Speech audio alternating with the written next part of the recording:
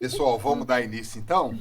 Comecei a gravar aqui e, como sempre, nós temos que clamar aquele que ilumina os nossos olhos, né? Eu vou pedir o Davidson aproveitar o microfone aí da Edna aberta. Deve você nos dirige a Deus, por favor? Amém. Vamos lá, né? Amado Deus, eterno Pai, louvado e exaltado o nome santo do Senhor. Amém. Muito obrigado, Senhor, pela oportunidade que o Senhor tem nos dado de estarmos juntos em família, em comunhão, estudando a Tua palavra, Senhor, aprendendo um pouco mais do Teu reino. Em nome de Jesus, Senhor, que o Senhor possa estar abençoando cada família, cada lar aqui representado, que a graça e o amor do Senhor estejam com cada um. Amém. Obrigado, Senhor, pela vida do presbítero Ricardo, que com muito carinho e amor tem nos ensinado, nos instruído na tua santa palavra. Pois nós oramos ao Senhor agradecidos em nome de Jesus. Amém. Amém. Amém. Queridos, hoje nós vamos dar mais um passo aí. Essa é a quarta aula. Nós vimos até aqui questão da visão de mundo, da confessionalidade, por que eu creio naquilo que eu creio, né? Nós vimos também sobre as escrituras, sobre o que as escrituras nos ordenam, o que Deus espera de nós, quem é Deus. Nós vimos um pouco sobre a Trindade semana passada e esse grandioso mistério, né, o que é a Trindade. E hoje nós vamos dar uma aprofundada nesse tema da Trindade, mas estudando especificamente a segunda pessoa da Trindade. Semana passada a gente viu que não há contradição de forma alguma, a gente viu que a lei da contradição aristotélica, ela diz que uma coisa não pode ser e ser no mesmo sentido, no mesmo modo e ao mesmo tempo. Que quando a gente trata de trindade, nós estamos tratando de um Deus em natureza, substância, essência, e três em pessoa. Nós vimos que Deus ele é tão misericordioso que nós temos aquele caso das gêmeas chifópagas, né, que eu falei para terem cuidado, que isso não explica de forma nenhuma, mas já nos dá um vislumbre bem nebuloso daquilo que é pessoa e o que é substância, que é natureza. E essas gêmeas elas têm uma substância só cerebral, né? E ali subsistem as duas pessoas. Elas são duas pessoas distintas com suas vontades, os seus desejos, as suas manias.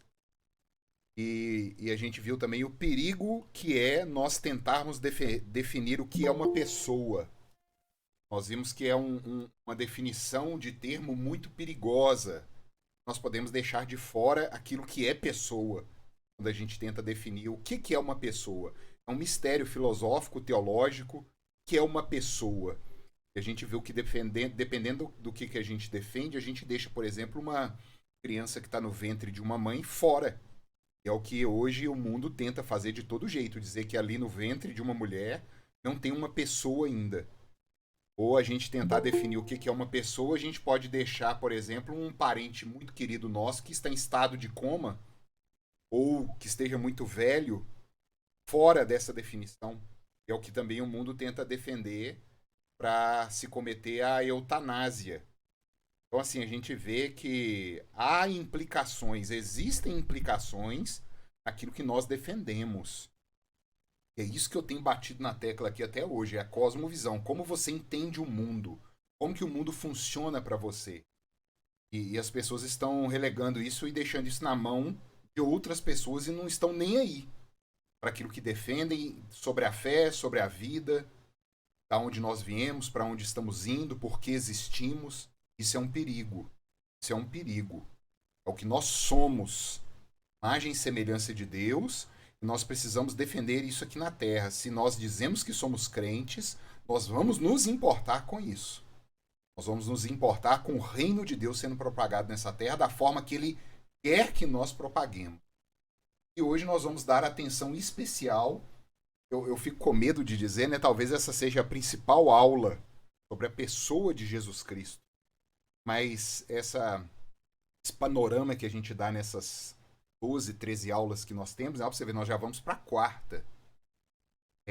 Todas elas são muito importantes, mas conhecer quem é Jesus Cristo é fundamental. E se você não conhece o Cristo defendido na Escritura, você está condenado ao inferno. Você está defendendo um ídolo, como a gente viu semana passada, né? Idolatria não é meramente a gente se prostrar diante de uma estátua de gesso ou de pau. Idolatria é a gente dizer de Deus aquilo que ele não diz sobre ele, a gente defender que ele fez aquilo que ele não disse que fez, e a gente prometer aquilo que ele não prometeu. Você criou um ídolo.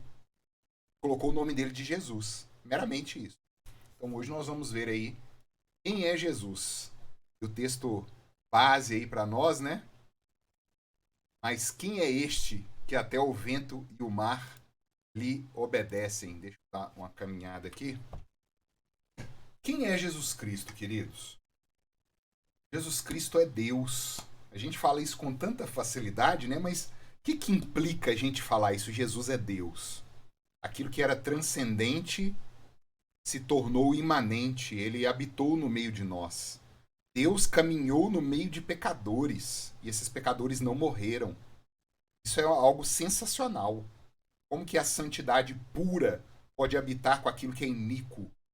Nós vamos ver ainda na aula sobre pecado o que nos torna tão vis diante de Deus. Jesus Cristo é homem. Olha que coisa, né? O Deus homem. Ah, então Jesus é metade Deus e metade homem? Jesus é quantos por cento? Aí nós vamos ver como que é isso. Jesus é Deus, Jesus é homem. Duas naturezas distintas de uma única pessoa. Vamos fazer o paralelo aqui com a Trindade, né? Quando a gente estudou a Trindade semana passada, a gente viu que a Trindade é uma natureza, natureza divina, três pessoas que subsistem nessa natureza ali: Pai, Filho e Espírito Santo, igualmente Deus. Três pessoas, uma natureza. Uma dessas pessoas, Jesus Cristo, por isso que está ali na tela, uma única pessoa, com a sua natureza divina, que ele é Deus, ele vem para a imanência, ele vem para a natureza, ele vem para a coisa criada e assume uma natureza humana. Por isso que são duas naturezas. Então guardem isso, queridos. Uma pessoa, a segunda pessoa da Trindade, com a sua natureza divina, vem e habita no ventre da Santíssima Virgem Maria. Ele assume a carne da Virgem. Essa é a natureza humana, a natureza enferma, a natureza caída de uma pecadora como nós, que era a Virgem Maria, carente de um Salvador. Tanto que ela brada no Cântico de Maria, né, o Magnificar, ela diz, né, que ela exaltava a Deus, o seu Salvador. Estava habitando o ventre dela. É da natureza de Maria que Cristo assume a sua humanidade. Vamos prosseguir. Gente, por favor, hein?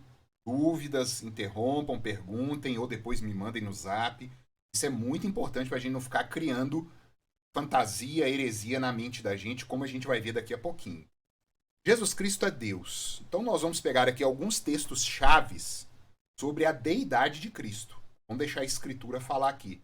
Ô Lu, abre o microfone para a gente ler para nós aí as duas primeiras referências. Depois eu vou pedir a Mirka que leia as duas últimas na tela, por favor. No princípio era o Verbo, e o Verbo estava com Deus, e o Verbo era Deus. E o Verbo se fez carne e habitou entre nós, cheio de graça e de verdade, e vimos a sua glória, glória como do unigênito do Pai. João capítulo 1, versículos 1 a 14? 1 e 14. 14. Ninguém jamais viu a Deus. O Deus unigênito, que está no seio do Pai, é quem o revelou. Muito obrigado, Lu. Então, queridos, nós vimos também esse texto semana passada, né? A palavra verbo, aí em João capítulo, versículo 1, é a palavra grega logos. E esse termo logos, ele tinha muito significado na Grécia Antiga, entre os pensadores, entre os filósofos, porque logos, naquela época, era justamente a razão da existência. Qual que era a explicação de tudo? Da onde tudo vem? Por que tudo existe ao invés de não existir? Isso era o logos. O apóstolo João, um pescador, ele joga essa bomba no meio daqueles pensadores. Na re logos, no princípio era o verbo. Impressionante isso. Ele fala, está aqui aquilo que todos procuravam. E esse Logos, que é Deus, ele se fez carne e habitou no meio de nós. Ele se tornou carne, se fez carne. O Deus unigênito, olha que interessante. Nós vimos, né, um dos últimos slides da aula passada, né, a proposição da patrística, que o Deus Pai, ele é eternamente Pai, porque ele gerou eternamente o Filho eterno. E o Filho é eternamente Filho, porque ele foi gerado na eternidade pelo Pai. E o Espírito Santo procede eternamente do Pai e do Filho. Então nós vimos aqui que, por exemplo, o testemunho de Jeová ele não crê que Jesus Cristo seja Deus, mas chama o Pai de Deus eterno, o Pai eterno. Como que o Pai pode ser eterno se ele não tiver um Filho eterno? Então o Filho não pode ter surgido num determinado tempo, porque senão o Pai não seria Pai eterno. A gente vai vendo que essas heresias elas vão caindo quando a gente meramente questiona como que um Pai é eterno se ele não tem um Filho eterno. Por isso que Pai é eterno e o Filho é eterno. Lu, lê para nós as duas últimas aí, por favor. Eu, né? Perdão, Mirka. Há um problema instaurado aí. Deles são os patriarcas, e também deles descende o Cristo, segundo a carne, o qual é sobre todos. Deus bendito para todos sempre. Amém. Romanos 9, 5. Tende em vós o mesmo sentimento que houve também em Cristo Jesus, pois ele, subsistindo em forma de Deus, não julgou como usurpação o ser igual a Deus.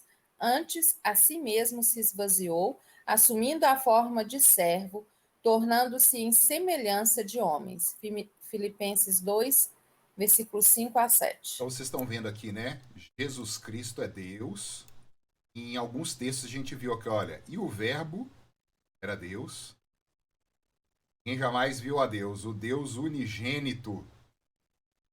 Deles são os patriarcas que também descende o Cristo, segundo a carne, qual é sobre todos, Deus bendito para todos sempre. Tende em vós o mesmo sentimento que houve também em Cristo Jesus, subsistindo em forma de Deus. Então, assim, você pode até não crer, mas que a Escritura afirma, ela afirma. Vamos prosseguir aí. Ana Paula, você está com áudio aí? Tá, porque você já falou, né? Então lê para nós as duas primeiras aí, por favor. Aguardando a bendita esperança e a manifestação da glória do nosso grande Deus e Salvador, Cristo Jesus. Título, capítulo 2, versículo 13. Ele, que é o resplendor da glória, é a expressão exata do seu ser, sustentando todas as coisas pela palavra do seu poder. Hebreus, capítulo 1, versículo 3. Então nós vimos aí, nosso grande Deus, Jesus é a expressão exata do ser de Deus. Você quer conhecer a Deus? É por meio de Cristo. Gabriel uma vez me perguntou, ele devia de ter uns 8 ou 10 anos, né? Ele virou para mim e perguntou assim, ô pai, quando a gente for pro céu, morrer e for pro céu, nós vamos ver Deus? Porque João diz que ninguém jamais viu a Deus. Nem Adão, antes de pecar, viu a Deus. Eu falei, nós vamos, Jesus. Ele, eu sei, Jesus. Eu falei, não, pode parar aí. Pode parar aí.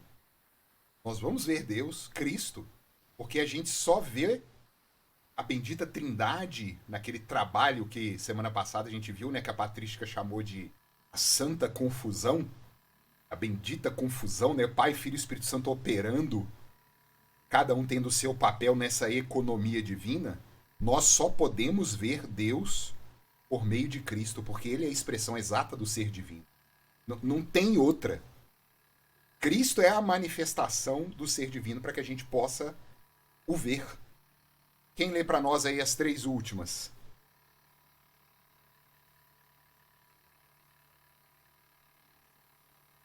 Gente, não me deixa no vácuo, não. Cadê? Sara, Davidson. Eu leio. Mas acerca do Filho, o teu trono, ó Deus, é para todos sempre. Ainda, no princípio, Senhor, lançaste os fundamentos da terra, e os céus são obra das tuas mãos. Hebreu, capítulo 1, versículo 8 e 10. Perfeito. Pode continuar.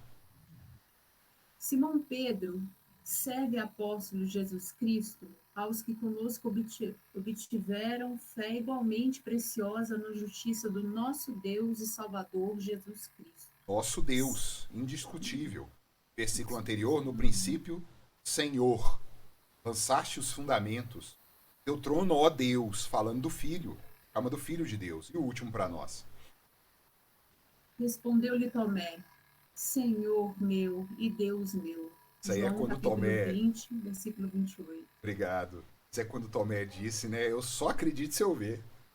Aí chega Jesus, Tomé, põe a mão aqui, ó. É carne. Põe a mão aqui, Tomé. Sou eu mesmo. Aí Tomé faz essa profissão de fé, né? Senhor meu e Deus meu. Continuar. Então, queridos, como eu disse, é muito fácil. Como eu falei do Gabriel aqui, né? Ah, eu sei que eu vou ver Jesus. Falei, não, você vai ver Deus. São as heresias que apareceram e é bom a gente citar isso aqui pra gente ficar esperto. Então nós temos ebionismo, adocionismo e arianismo, são as mais conhecidas. Nós vamos falar de cada um desses nomes estranhos aqui, né? O ebionismo é a mais antiga e radical negação da divindade de Cristo. Ela já surgiu ali uma pequena seita judaico-cristã, já no início ali, pouco após a morte de Cristo no primeiro século.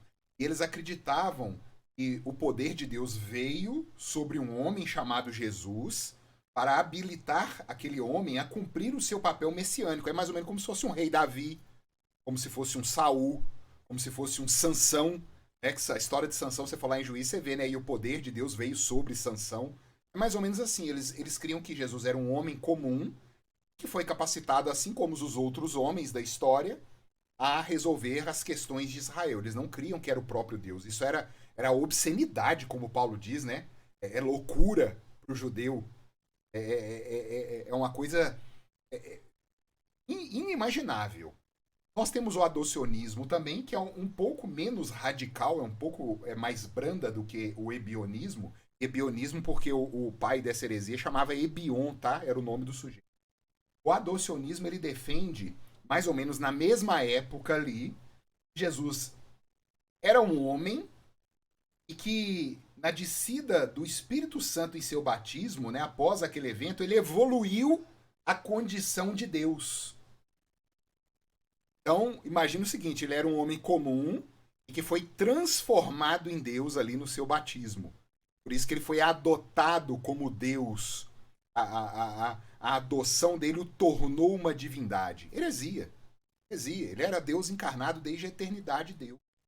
Como os textos que a gente viu aqui, que a gente leu até agora. E o arianismo, e hoje, né, as testemunhas de Jeová são arianos, os arianos modernos. É uma heresia também cristológica que defende, né, que Cristo não é Deus. Um pouco posterior, ali no século IV, que veio de um bispo chamado Ário. Olha os presbíteros dando problema na igreja aí, né? Esse presbítero chamado Ário, ele negava a natureza eterna e plenamente divina de Cristo. Ário viveu ali em torno de 256 até 336 depois de Cristo. Ele acreditava que Jesus fosse o primeiro e maior dos seres criados. Então entenda o seguinte, Deus está no topo, nós seres humanos, né, como imagem e semelhança de Deus em segundo lugar, e Cristo está em segundo lugar e meio. Cristo está entre nós e Deus, fazendo essa ponte. Heresia, Cristo é Deus. Cristo é Deus, ele não é a primeira criatura que foi criada. Essa negação ariana da divindade plena de Cristo, ela foi rejeitada no concílio de Niceia, o grande primeiro concílio ali, né, em 325. Naquele concílio, o Atanásio, que era um dos nomes do pai da patrística, que foi defendido até, ficou conhecido na época, né, Atanásio contra o mundo. Eu acho assim, eu fico vendo a coragem desses homens, né? Ele defendeu e ele demonstrou que, segundo a Escritura, Jesus é plenamente Deus, sendo da mesma essência do Pai. Atanásio era um homem de baixa estatura, negro, eles falavam se era um negro contra o mundo naquela época, defendendo a divindade plena de Jesus. Então, você tenta mexer naquilo que é mistério, a encarnação do próprio Deus, essa entrada do sobrenatural no natural, se você tenta explicar isso com as nossas faculdades racionais que caíram com o pecado, vai chegar o momento em que você vai começar a defender bobagem. E como eu falei semana passada, não é irracional, é suprarracional. Nos falta alguma coisa, e pode ser que nem na restauração a gente tenha essa coisa, porque é algo intradivino, está dentro da natureza de Deus, e o Filho, que é Deus na eternidade, se tornou carne. É algo maravilhoso demais para nós podermos compreender. Vamos andar mais um aqui. Implicações sobre a deidade de Cristo. E daí? Tá, Cristo é Deus, a Escritura diz. Mas por que Deus teve que vir? Deus, ele só pode se revelar a nós se ele assim resolver. Nós somos finitos. Nós não temos acesso àquilo que é infinito. Então, aquilo que é infinito se curva até nós, se acomoda, como os reformadores defenderam, né? Ele se acomoda à nossa percepção material para que a gente possa conhecê-lo. Então, Deus foi revelado por meio do Filho. Se o Filho não viesse com essa missão, nós não poderíamos. E a plenitude dessa missão é a sua encarnação. Nós vemos, por exemplo, a minha próxima pregação em Êxodo capítulo 3 na igreja, vai ser exatamente o anjo do Senhor na sarça ardente. Quando Moisés, no capítulo 3, vê, né? Pô, que coisa aquela ali? Tem uma sarça ali, um arbusto, uma árvore, pegando fogo, mas ela não queima? Que conversa que é essa? E era o anjo do Senhor, a própria epifania, a manifestação de Deus ali, era Cristo. Todo evento em que os homens perceberam a divindade, seja pela visão, pela audição, pelo cheiro, pelo tato, a interface sendo criada ali é por meio do Filho. O Filho revela o Pai, o Deus unigênito nos revela o Senhor. E a plenitude disso é a encarnação do próprio Deus. E quem, além do próprio Deus, poderia suportar a ira perfeita? Nós vimos aqui na aula passada que as perfeições de Deus, né, os seus atributos, amor, bondade, justiça, misericórdia, majestade, santidade, ira, são perfeições, não tem uma maior do que a outra. Se eu vir assim falar Deus é amor, se eu julgo que o amor é maior do que os outros atributos, eu coloquei uma imperfeição em Deus. Eu não posso fazer isso. São iguais. Eu posso dizer que determinadas pessoas aqui, a Ana, a Luana, o Davidson, o Rony, o Marco, existem atributos que são mais destacados do que outros. Uma pessoa mais paciente, uma pessoa mais sanguínea, mais irada, uma pessoa mais amável, uma pessoa mais bondosa. São diferentes esses atributos. Mas em Deus isso não existe. Porque senão eu coloquei uma imperfeição em Deus. Aí eu tenho um atributo que é 100%, mas o outro é 99%. Isso não existe, isso é heresia. Então apenas o Senhor, o próprio Deus, poderia suportar uma justiça, uma ira perfeita sobre o pecado. Senão ninguém subsiste. É por isso a necessidade do Cristo ser Deus. Expia pecados no tempo e no espaço. Deus entra na natureza para aplacar a sua justiça. E nós adoramos ao único Deus. A manifestação divina em Cristo Jesus, ela nos possibilita essa adoração. Então eu volto aqui a citar, né? E queridos, por favor, tá? Quando eu cito alguma religião nominalmente, eu não estou fazendo isso aqui de forma leviana. A Igreja Presbiteriana do Brasil, ela tem reuniões de 4 em 4 anos, ela se reúne, o Brasil inteiro se reúne. E ela definiu: os Testemunhos de Jeová são uma seita. A Igreja Universal do Reino de Deus é uma seita. Isso são documentos públicos. Eu não estou fazendo aqui nada de maledicência, nada que seja oculto. Isso aí você encontra na internet nas decisões do Supremo Concílio. Então eu faço isso aqui usando desses documentos, não é da minha cabeça, e mostrando o que essas seitas defendem. Então quando um testemunho de Jeová está adorando Jesus Cristo, ele está adorando um ídolo, porque ele está adorando uma criatura. Mas quando nós, aqueles que creem que Jesus é Deus encarnado, o adoramos, nós adoramos o único Deus. Aquele Deus que foi revelado em Jesus Cristo. Vou prosseguir aqui. Alguma dúvida até aqui, queridos? Vamos prosseguir? Vamos lá. Prosseguir que o tempo é exíguo. Quem que lê para nós aí? Eu vi que o Rony, você abriu o microfone aí, você ia ler? Se for, pode abrir e ler para nós. Antes, só um momento, tá? Jesus Cristo é homem. Nós vimos até aqui então, Jesus é Deus. Agora, Jesus é homem. E aí? Vamos ver onde isso é mostrado para nós. Pode ler, por favor, Rony.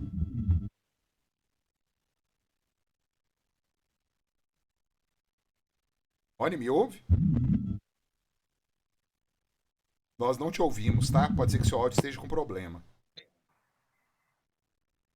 Tá conseguindo ouvir? Agora sim.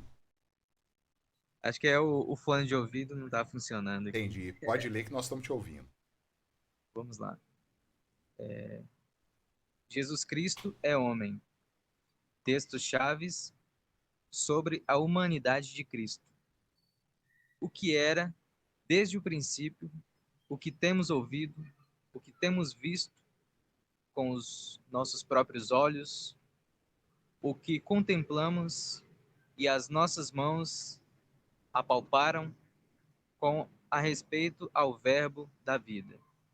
E a vida se manifestou e nós a temos visto, e dela damos testemunho, e vô-la anunciamos, a vida eterna, a qual estava com o Pai e nos foi manifestada.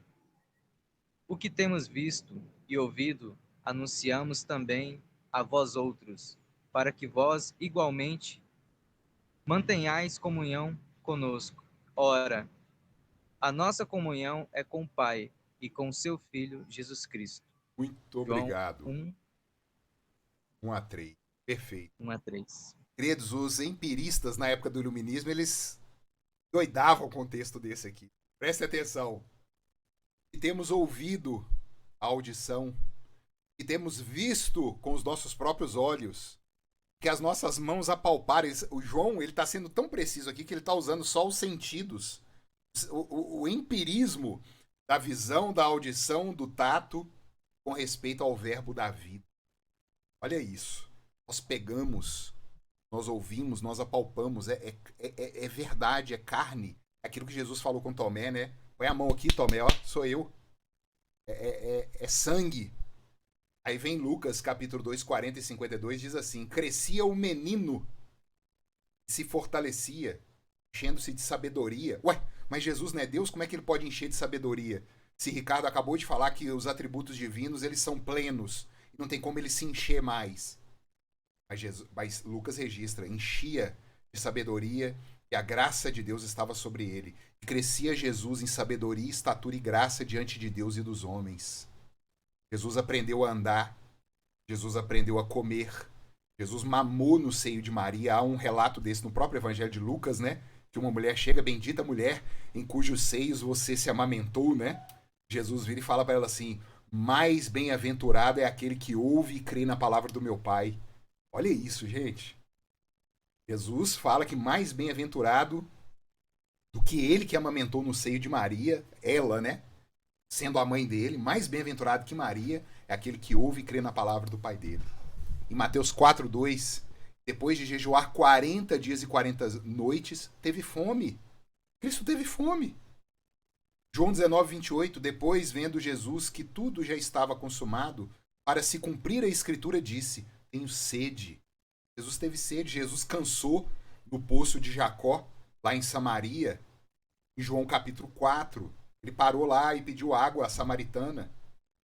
São todos atributos da humanidade de Cristo. Vocês lembram? Uma pessoa divina com duas naturezas, a divina e a humana, operando de forma misteriosa ali, sem mistura, sem confusão.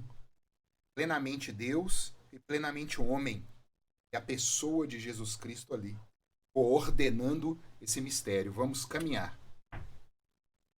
Acabei de falar aqui, né? João 4, 6 a 7. Estava ali a fonte de Jacó. Cansado da viagem, assentara-se Jesus junto à fonte por volta da hora sexta. Isso aqui é meio-dia. A primeira hora é 6 horas da manhã, a hora sexta, meio-dia. Nisto veio uma mulher samaritana tirar água, disse-lhe Jesus: dá-me de beber. Um espírito não bebe água. O espírito não tem estômago. Então Jesus clamou em alta voz: Pai, nas tuas mãos entrego o meu espírito, e isto expirou. Somente a natureza humana, ali Cristo era perfeitamente humano, ele tinha um espírito. O que nós vamos ver aqui, quando nós tratarmos da antropologia, né? O que nós somos? Nós somos alma e corpo, uma integralidade. Nem mais alma do que corpo e nem mais corpo do que alma. Jesus entrega o seu espírito ali nas mãos do Pai. Desgraça que o pecado fez separar espírito, corpo. Jesus, nesse momento, ele entrega a Deus o seu espírito porque ele era homem. Isaías 53:3. Era desprezado, mas rejeitado entre os homens, homem de dores, experimentado nos trabalhos. E como um de quem os homens escondiam o rosto, era desprezado e não fizeram dele caso algum. Homem de dores. E dizia: Abba, Pai, tudo te é possível, passa de mim este cálice, contudo não seja o que eu quero, e sim o que tu queres. Marcos 14:36. Queridos, esse é um dos momentos de maior aflição de Cristo. Ele chega a suar sangue, né? De tanta pressão nas costas dele, ele vislumbrando a ira caindo sobre ele. Ele, nesse conflito entre a sua humanidade e a sua divindade, este conflito ele foi tratado no ano de 681, Concílio de Constantinopla III. Isso é interessante. Cristo tinha duas vontades. Ele tinha a vontade divina e a vontade humana nele. E a vontade humana, ela tinha medo. Cristo ficava aflito. A vontade humana estava ali, lutando. Ele vivendo o que nós vivemos. Só que nós, muitas vezes, quando estamos nesse aperto, nessa opressão, muitas vezes, queridos, o que a gente faz? A gente peca. A gente é sem vergonha. A gente não resiste. E Cristo não tinha essa opção. Cristo não podia virar nessa hora aí da aflição no Getsemane e virar pro Pai e falar assim: ó, você quer saber de uma coisa? Eu vou chutar o balde, esse povo não vale nada. Ô povinho feio, eu quero ir embora. Ninguém tem respeito por mim, ninguém me reconhece. Vão me abandonar. Cristo não tinha essa opção. Tinha que passar por aquilo. Era muito pior para Jesus Cristo do que para nós. Ele verdadeiramente, homem, passou por aquilo. E o último texto aí, Lucas 4,16, indo para Nazaré, onde fora criado, entrou num sábado na sinagoga, segundo o seu costume, e levantou-se para ler. Tinha uma vida comum de homem, andou no meio do povo, ia na igreja. Jesus Cristo, a igreja da época era sinagoga. A nossa igreja hoje, ela é sinagogal, era exatamente o mesmo formato. Fazia-se leituras, orações, cantava-se. A nossa igreja moderna, ela tem a herança de sinagoga. Jesus ia na sinagoga, como qualquer homem. Ele ia lá no dia do descanso, o dia judaico do descanso, ia à escritura, cantava, orava como um homem comum. Cristo, verdadeiro homem. Vamos prosseguir. Algumas heresias, como nós vimos, né, sobre a deidade de Cristo, tem também sobre a humanidade dele. É impressionante isso. Docetismo, apolinarianismo e o modalismo. E nós vamos ver que esse nome engraçado é esse aí. O que significa, né? O docetismo, ele é o extremo oposto do ebionismo. O ebionismo diz que Jesus era um homem comum, né? Teve o poder de Deus ali, era homem, morreu homem e homem, acabou. O docetismo, por outro lado, ele diz que Jesus não tinha carne, ele não era homem, ele era só espírito. Só parecia homem. Olha que coisa, a tentativa de se explicar, né, a natureza de Jesus Cristo. O docetismo, ele é uma das muitas vertentes daquilo que ficou conhecido como gnosticismo. O gnosticismo, sempre que vocês virem alguma religião dizendo que ela detém um certo conhecimento de uma verdade oculta, que somente esses que detêm esse conhecimento podem realmente ser salvos, que ninguém fora ali da religião que não detém aquele conhecimento é salvo, sai correndo que é fria. É cilada, Bino. Vai não. O conhecimento é do Cristo crucificado. E está na mão do mais ignorante dos homens ao mais culto dos homens, porque é o Espírito Santo quem dá. Isso não vem da humanidade, isso vem de Deus. Paulo ele deixa isso claro na carta aos Efésios. Porque pela graça sois salvos mediante a fé. Isso não vem de vós. É dom de Deus, é um presente. Não de obras, para que ninguém se glorie. Então, qualquer seita que diga que tem ali um conhecimento que eles passam apenas para aqueles que se iniciam naquela seita, é gnose. E esse docetismo, né, que é uma ramificação da gnose, ele pregava que Deus ele não tinha corpo. Por quê? Porque naquele contexto grego, a matéria era má e a alma era boa, o espírito era bom. Então, eles julgavam que a carne, a matéria, era a prisão da alma e que Jesus, sendo Deus, ele não podia habitar na prisão da alma, ele não podia habitar a carne má. Então era só, parecia um homem, mas eles defendiam que Cristo, quando andava na praia, nem as pegadas ele deixava na areia, porque ele flutuava sobre a areia. Vai ver que a coisa só vai piorando, né? É impressionante isso. Mas João deixa claro, gente. João, as 3 cartas que João escreveu foi para combater o gnosticismo. João já deixa claro lá na sua primeira carta, capítulo 4, versículo 2. Nisto reconhecereis o Espírito de Deus. Todo espírito que confessa que Jesus Cristo veio em carne é de Deus. Aquilo que não é de Deus é do diabo. Ponto final. Apolinarianismo. Foi um outro presbítero da igreja. Olha o presbítero dando problema de novo. Apolinário. Apolinário defendia que Jesus Cristo era 1/3 divino e 2/3 humano. Então Jesus Cristo era mais ou menos um Frankenstein, né? Emendou ali a divindade com o espírito e a carne do homem. Então, a divindade é 1/3, o espírito humano é outro terço e a carne era outro terço. Aí essa trindade ali, né, entre aspas, essa trindade diabólica que ele fez, né? Jesus era um Frankenstein ali que foi construído na mesa de Apolinário. Essas heresias, queridos, foram combatidas lá atrás, tá? Eu gosto do Vitor, né? O Vitor, outro dia, recebeu a visita, há um tempo atrás, esse testemunho de Jeová de manhã na casa dele, né? E bateram lá na porta e se identificaram. O Vitor, ele tava meio sem paciência, ele falou assim, ó, essa heresia que vocês defendem já foi combatida lá no 4º século. Então, não quero escutar nada, não. E é isso mesmo, já foi combatido. E eles ficam requentando essas coisas, né? Elas vêm com novos nomes, novas estéticas, vem com ar de acadêmico, de trabalho, de faculdade, e vem. Muitos vão caindo nisso durante as eras que vão entrando. E por último, o modalismo, que também é conhecido, olha só, né, os nomes, né, que isso aí foi se desdobrando, né? Modalismo, sabelianismo, monarquianismo, unicismo, patripacianismo e assim vai. Só nome esquisito para defender uma heresia. O que eles defendiam? Que no Antigo Testamento o Deus Pai estava ali. Aí quando encarna no ventre, o Deus Pai ele muda esse modo dele se apresentar e muda para o Filho. E quando o Filho morre, ele muda para o Espírito Santo. Por isso que é modalismo. São as diversas faces do mesmo Deus, mas que não são 3 pessoas. É um Deus que muda. Eu defendi isso aí muito tempo, gente. Vocês verem. É um trem que foi combatido, não. Defende esse unicismo. É um modo de Deus se mostrar. No Antigo Testamento era o Pai, no Novo foi o Filho, e quando o Filho morre, é a mesma pessoa que é o Espírito Santo agora. É tipo um Power Ranger, né? Vamos morfar, aí você morfa e vira... O filho vira o pai vira o filho e fica esse angu de caroço ali. Heresia também. Heresia. Cristo é homem. Ele veio em carne e João diz, aquele que não defende isso, e Deus encarnou, é do diabo. E ponto final. Vamos continuar. Alguma dúvida até aí, gente? Aula corrida, hein? Vai ficar gravado depois. Me limitaram a 1 hora aqui nesse Google Meet aqui, então a gente tem que adiantar, depois vocês consultam. Não fiquem com dúvida, apesar do tempo ser curto, né? Vamos prosseguir. Assim como as implicações da divindade de Cristo, né, nós vimos, né? Deus tinha que aplacar a ira perfeita, Deus tinha que se inclinar a nós e se revelar, e o Filho foi essa pessoa que fez isso. E Deus tinha que expiar pecado, porque nós não tínhamos como. Nós temos as implicações da humanidade de Cristo.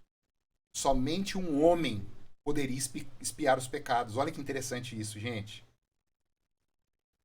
Quando nós nos convertemos, quando nós abraçamos a fé em Cristo como o único meio de sermos salvos de nós mesmos, Paulo diz lá em Coríntios 12 que a gente passa a ser parte do corpo de Cristo. Ele faz uma analogia, né? Cristo é a cabeça e nós somos membros desse corpo. Por isso Cristo pode morrer por nós, porque agora nós somos parte dele. Ele toma a nossa morte para ele, sendo o cabeça da humanidade. Aquilo que Adão era até então e falhou, primeiro da humanidade, mesmo Paulo defende em Romanos 5, que agora veio o segundo Adão, que é Jesus Cristo. Os únicos dois que tiveram livre-arbítrio. Adão escolheu pecar, Jesus Cristo continuou na sua missão até o último momento, sem pecado, e morreu por nós. E agora ele pode dar isso graça a nós, porque nós somos povo dele. Nós somos membros de um grandioso corpo. Nós somos pedras vivas de um edifício espiritual cuja pedra angular é o próprio Cristo. Tanto que o termo mais usado pelos apóstolos no Novo Testamento em suas cartas é em Cristo Jesus. Em Cristo você pode isso. Em Cristo somos mais que vencedores. Em Cristo, por Cristo. Então, se eu estou em Cristo, eu posso crer pela fé que ele expiou o meu pecado porque ele verdadeiramente foi um homem, igual a mim. Se ele não fosse homem, ele não podia assumir isso. É tão impressionante isso que o autor aos Hebreus diz que os anjos, a eles, Deus não providenciou a remissão dos pecados. Os anjos eles foram julgados sumariamente. A retidura da justiça de Deus. Vocês imaginam que pavoroso é isso? Deus julgou. Isso para mim, gente, é um negócio assim, assombroso. O justo juiz julgou. A gente vê hoje aí as atrocidades acontecendo nas cortes, né? Os juízes corruptos, juízes que recebem subornos. Deus não pode fazer isso não, gente. Deus é bom.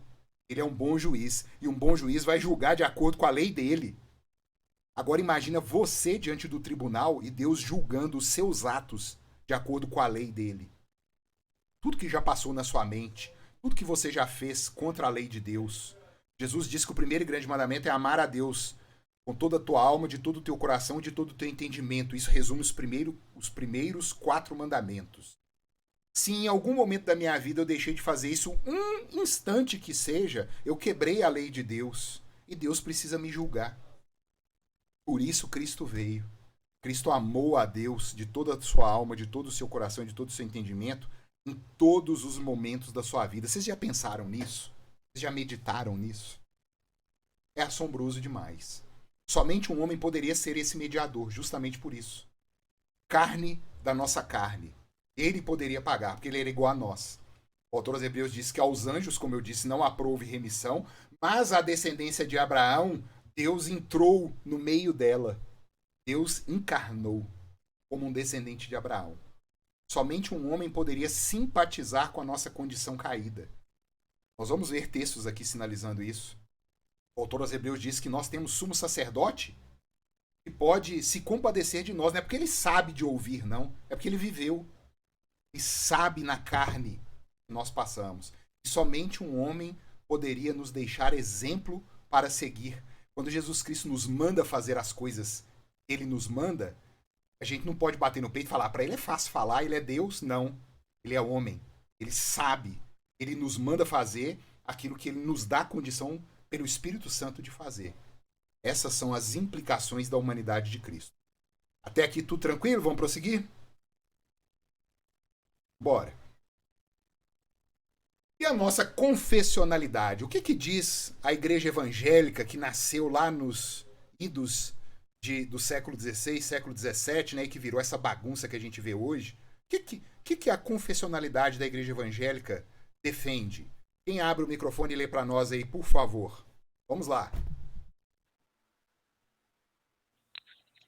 Capítulo 2, o Filho de Deus, a segunda pessoa da Trindade, sendo verdadeiro e eterno Deus, da mesma substância do Pai e igual a Ele, quando chegou o cumprimento do tempo, tomou sobre si a natureza humana com todas as suas propriedades essenciais e enfermidades comuns, contudo sem pecado, sendo concebido pelo poder do Espírito Santo no ventre da Virgem Maria e da substância dela. As duas naturezas, inteiras, perfeitas e distintas, a divindade e a humanidade, foram inseparavelmente unidas em uma só pessoa, sem conversão, composição ou confusão. Essa pessoa é o verdadeiro Deus e o verdadeiro homem, porém, um só Cristo, o único mediador entre Deus e o homem. Muito obrigado, Marquinhos. Gente, isso desde a patrística. desde os apóstolos. Isso aí foi escrito em 1643. 1600 anos depois, a mesma coisa, não tem que inventar moda. Jesus Cristo é o mesmo ontem, hoje e eternamente. Continua para nós, Marquinhos. Capítulo 3. O Senhor Jesus, em sua natureza humana unida e divina, foi santificado e sem medida ungido com o Espírito Santo, tendo em si todos os tesouros de sabedoria e ciência. Aprove ao Pai que nele habitasse toda a plenitude, a fim de que, sendo santo, inocente, incontaminado e cheio de graça e verdade, estivesse perfeitamente preparado para exercer o ofício de mediador e fiador. Este ofício ele não tomou para si, mas para ele foi chamado pelo Pai, que lhe pôs nas mãos todo o poder e todo o juízo e lhe ordenou que os exercesse. Por isso que a gente lê em Isaías, quando fala do nascimento da criança, né? Isaías fala isso de uma forma tão poética, né? O menino nos nasceu, o governo do mundo está sobre os seus ombros. É uma cena tão díspare, né? Um bebê, um governo do universo sobre os seus ombros. Textos-chave sobre as naturezas de Cristo e a sua única pessoa. Ao texto aí, acabei de citar agora, né, Juventus? Porque um menino nos nasceu, um filho se nos deu. Ao lado humano, agora vem, o governo está sobre os seus ombros. O seu nome será maravilhoso conselheiro, Deus forte, Pai da eternidade, Príncipe da paz. É que hoje vos nasceu na cidade de Davi o Salvador, que é Cristo, o Senhor. Verdade e humanidade. E o Verbo se fez carne e habitou entre nós, cheio de graça e de verdade, e vimos sua glória, glória como do unigênito do Pai, João 1,14. Com respeito a seu filho, o qual, segundo a carne, veio da descendência de Davi, e foi designado Filho de Deus. Olha, veio da carne da descendência de Davi, designado Filho de Deus com poder, segundo o Espírito de santidade pela ressurreição dos mortos, a saber, Jesus Cristo, nosso Senhor, Romanos 1, 3 e 4. Sabedoria essa que nenhum dos poderosos deste século conheceu, porque se a tivessem conhecido, jamais teriam crucificado o Senhor da glória. 1 Coríntios 2, 8. Vindo, porém, à plenitude do tempo, Deus enviou seu Filho, nascido de mulher, nascido sob a lei, para resgatar os que estavam sob a lei, a fim de que recebêssemos a adoção de filhos. Gálatas 4, 4 e 5. E mais heresia para nós, no nosso balaio de heresias. Heresia sobre essa afirmação das duas naturezas de Cristo e uma pessoa. Eutiques foi outro presbítero, gente. Vocês estão vendo que presbítero dá dor de cabeça demais. Cuidado com o presbítero, gente. Cuidado. Por isso que Paulo diz que os de Bereia eram os mais nobres, porque eles olhavam no Antigo Testamento se tudo era conferido com o que Paulo falava. Paulo elogia. Eles não iam na cabeça de pastor, de padre, de apóstolo, de o que diabo que fosse falasse. Não, tem que ser bíblico. E esse Eutiques aí foi um bispo. Ele defendeu o monofisismo. Palavrinha feia é essa, gente. Physis, em grego, significa natureza. Eutiques, então, defendeu o mono, que significa uma, physis, natureza, uma natureza. Ele defendia que Cristo não tinha a natureza divina e a humana, mas ele tinha uma natureza apenas combinada. Era uma nova natureza que nasceu ali. Isso é completamente estranho, impreciso e inconsistente. Não há como se afirmar. Isso é passar do que a Escritura diz. Isso é um chute que ele deu. Como diz João Calvino, né, onde a Escritura se cala, cale-se o homem. E temos Nestório, que é um outro presbítero também, que lançou o nestorianismo na época, e defendeu o extremo oposto. Ele defendeu o diofisismo. Ele defendeu uma separação tão extrema das naturezas humana e divina que ele chegou a defender duas personalidades. O Jesus homem e o Jesus Deus, duas pessoas. Aí você cai naquelas perguntas assim, né? Quando Cristo sentia fome, quem sentia fome? Era Jesus Deus ou Jesus homem? Quem perdoava pecado? Era Jesus Deus ou Jesus homem? Não cabem essas perguntas. Porque a pessoa divina é que sentia fome. É a pessoa divina que perdoava. E as duas naturezas trabalham plenamente de acordo para esta pessoa. Então essa pergunta é estranha. Você está dividindo aquilo que não pode se dividir. Nestório, ele chegou a defender Maria, o termo, né? Maria, mãe de Deus. Olha o escândalo que eu vou causar para vocês aqui, hein? Muita gente aqui, hein? Maria, mãe de Deus, é o famoso Theotokos. Esse Nestório falou, não pode não, é Christotokos, é mãe de Cristo. Porque ela é mãe do Cristo homem. Heresia. Maria é mãe de Deus. Mas isso não a torna divina. Mas ela é mãe do nosso Senhor. Jesus é da carne dela. Ela é verdadeiramente mãe dele. E Jesus é Deus. Não há problema nenhum nisso. Mas aí, posteriormente, o que aconteceu? Com essa afirmativa da igreja, que Maria é mãe de Deus e é fato de verdade, defenderam a divindade de Maria, ao invés de defender a humanidade de Cristo, a humanidade vinda de Maria. E assim a gente vai vivendo, assim caminham as heresias na humanidade. Vambora que o trem já apitou aqui pra mim já, o meu tempo tá acabando. E assim, queridos, nós temos esse credo, né? Que a nossa fé é feita de credos, aquilo que eu creio. Eu creio assim. E de confissões. Credos e confissões. Credo de Calcedônia de 451. Olha que coisa maravilhosa isso, gente.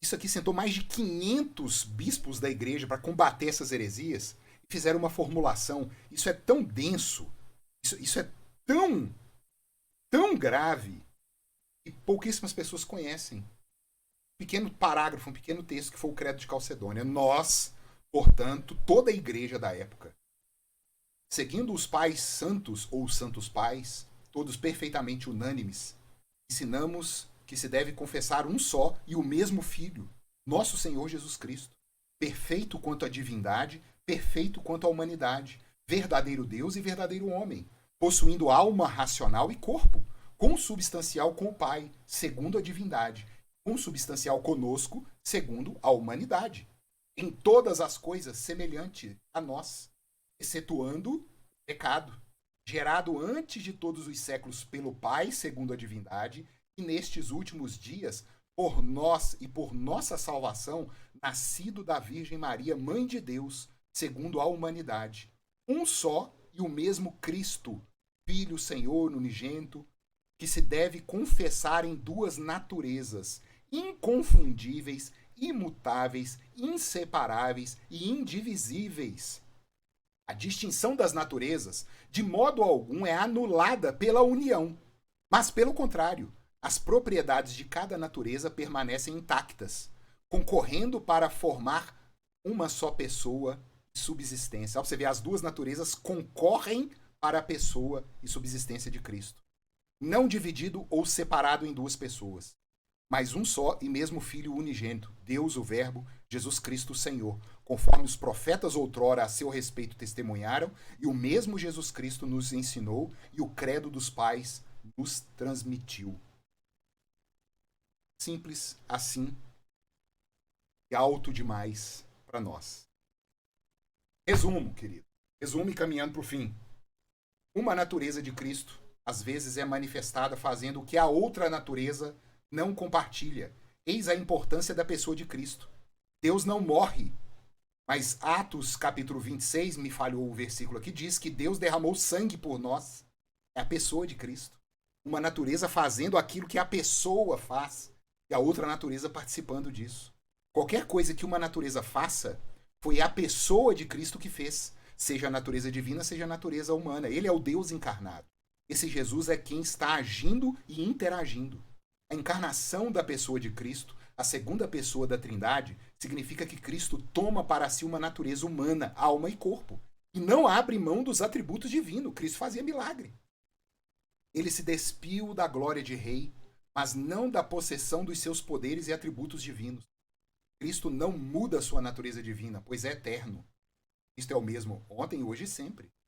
Nunca devemos tomar ensinos humanos e tentar encaixar as escrituras nesses ensinos, mas sempre moldar a doutrina no que diz as escrituras.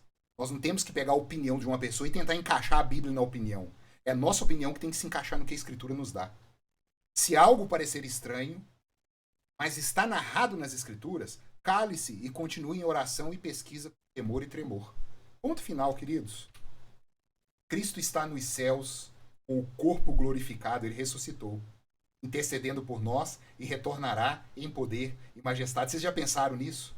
que Cristo está na direita do Pai agora, com esse corpo glorificado, e intercedendo por nós.